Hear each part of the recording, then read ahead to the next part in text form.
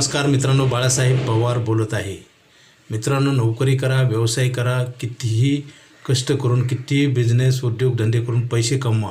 परंतु पैसे कमवल्यानंतर जर पैसे कमवण्यापेक्षा जर जास्त खर्च करत असाल तर भविष्यात फार वाईट दिवस आहेत.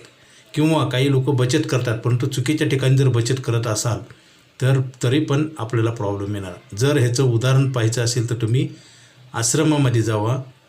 आयुष्यभर काम करून प्रॉपर्टी घेऊनसुद्धा लोकांना जगण्यासाठी पैसे नाहीत. किंवा हॉस्पिटलमध्ये जावं, लोकांना ट्रीटमेंटसाठी पैसे नाहीत. मित्रांनो, चुकीचं काम केलं तर सजा नक्की स्वतःला मिळत असते, हे शेवटी कळतं. आणि 99% लोकांना हेच शेवटी कळतं, त्याच्यामुळेच प्रॉब्लेम आहेत. मित्रांनो, आपण एखादं चांगलं कार्य किंवा चांगला विचार किंवा आपण चांगल्या गोष्टी करतो तर ज्यावेळेस आपण त्या गोष्टी करतो त्यावेळेस त्रास नक्की होत असतो, परंतु त्याचे दीर्घकालीन चांगले परिणाम असतात. जसं एखादा विद्यार्थी अभ्यास करत असेल तर त्यावेळेस त्याला त्रास होणार, पुन्हा नंतर शेवटी त्याला फायदा मिळणार. एखादा रुग्ण वेळेत ट्रीटमेंट घेत असेल तर ट्रीटमेंट घेताना त्रास होणार, परंतु नंतर फायदा होणार. घराला कुलूप लावलं तर आपला फायदा असतो, उघडं ठेवलं नुकसान असतं. स्वेटर घातलं हिवाळ्यामध्ये तर आपल्याला फायदा होतो, आणि नाही घातलं तर नुकसान होतं. छत्री रेनकोट वापरली तर पावसापासून बचाव होईल, नाही वापरली तर नुकसान होईल. शेतकऱ्यानं पेरणी केली तर फायदा होईल, पेरणी नाही केली तर नुकसान होईल. हे गाडीला, टू व्हीलर फोर व्हीलरला ब्रेक लावून गाडी चालवली तर फायदा होईल, काढून चालवली तर नुकसान होईल. हे मी जे सांगतो ते हे सगळं प्रॅक्टिकली करून बघा.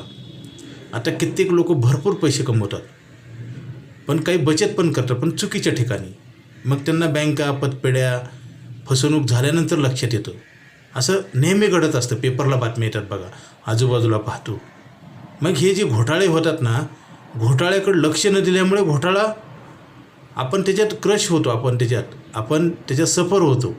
आणि आपण जर काळजी घेऊन जर काम केलं तर आपलं नुकसान टाळते. तसंच आहे, पैसे सगळी दुनिया कमवते परंतु सगळ्याकडे पैसे नाहीत, म्हणून तर लोक कर्ज मागायला जातात आणि कर्ज मागून अजून व्याज देऊन अजून आपल्याला डॅमेज करून घेतात.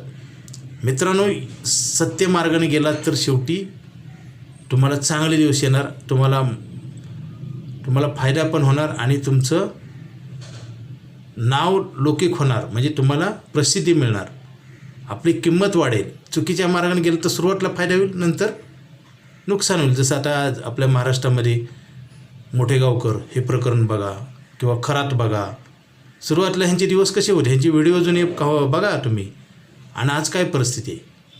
मग काय होतं, एक ना एक दिवस असा येतो की सत्याचा विजय होतो. त्यासाठी पैशाची बचत करा आणि LICतच ठेवा. Okay, thank you.